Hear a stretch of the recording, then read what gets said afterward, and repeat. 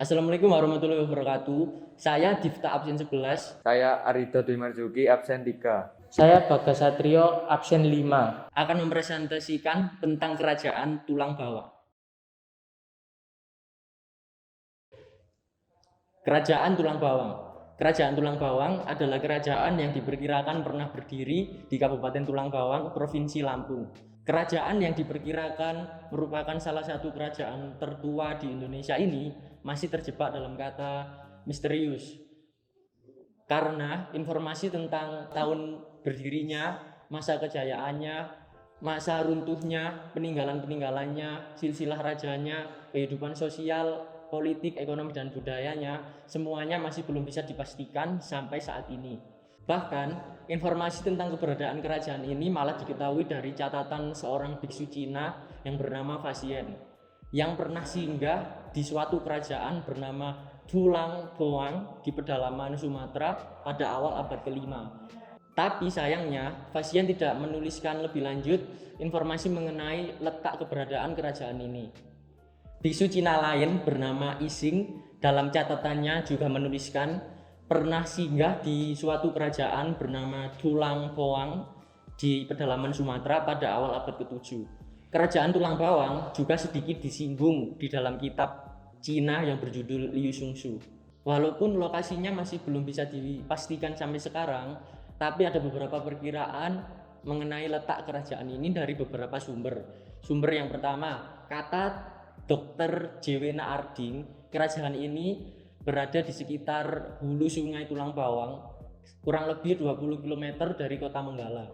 Yang kedua, dari buku Sunda Kelapa sebagai Bandar Jalur Sutra yang ditulis oleh Profesor R.Z. Lairisa, disebutkan bahwa kerajaan ini terletak di sekitar sungai Tulang Bawang atau di sekitar aliran air kota Menggala.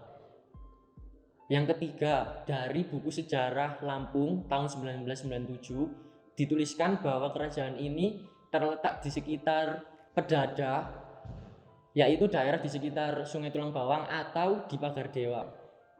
Yang keempat, dari kitab Taiping Huang Yuji disebutkan lokasi kerajaan ini berada di sekitar pantai tenggara Sumatera, selatan Sungai Musi. Yang kelima, dari kitab Wu Peiji atau Petunjuk Pelayaran Cina dituliskan di situ kerajaan ini terletak di pesisir pantai Umbul Bawang, Kabupaten Lampung Barat. Nama-nama raja kerajaan Tulang Bawang sampai saat ini belum bisa ditemukan, tapi ada beberapa nama yang diyakini merupakan nama-nama raja dari kerajaan Tulang Bawang di masa lampau yang sumbernya dari masyarakat sekitar kota Menggala. Yang pertama Mulono Aji, yang kedua Rakayan Sakti, yang ketiga Ratu Pesagi, yang keempat Poyang Naga Brisang, yang kelima Cacat Buci, yang keenam Cacat Bucit, yang ketujuh Minak Sebala Kuang, yang kedelapan Minak Tabu Gayam.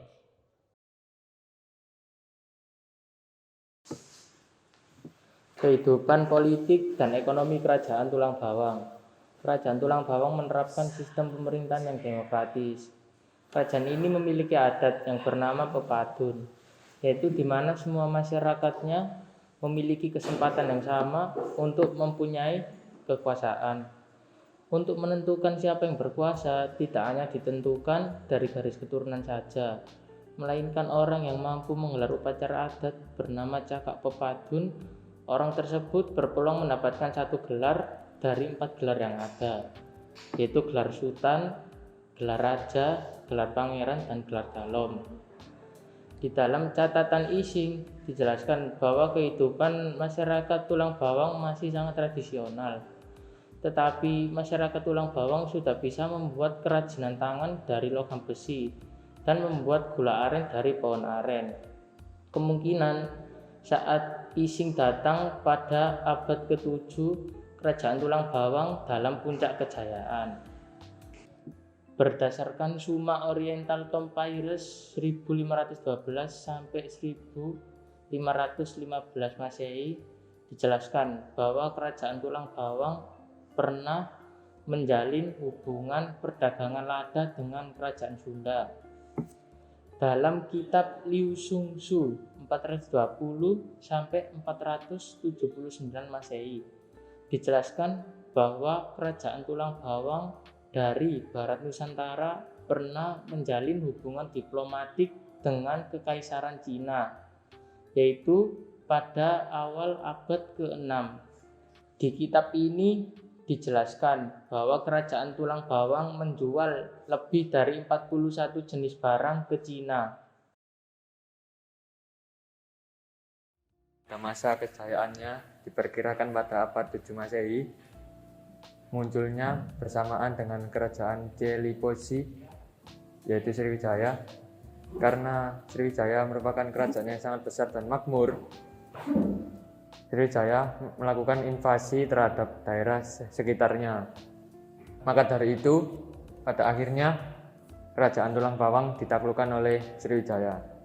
Pada tahun 683, kerajaan Sriwijaya sudah mulai menguasai lautan dan daratan. Berarti Sriwijaya sudah menaklukkan kerajaan Tulang Bawang yang disebutkan dalam prasasti Palas Pasemah. Setelah melakukan Tulang Bawang, Sriwijaya menggunakan Lampung sebagai tempat medan peperangan supaya bisa menaklukkan kerajaan-kerajaan di Jawa. Sampai saat ini belum ada yang bisa menemukan peninggalan dari kerajaan Tulang Bawang. Tapi pada tahun 1912 ditemukannya inskripsi-inskripsi batuan. Hanya 3 yang ditemukan, tapi itu masih dipertanyakan. Sekian dari saya. Wassalamualaikum warahmatullahi wabarakatuh.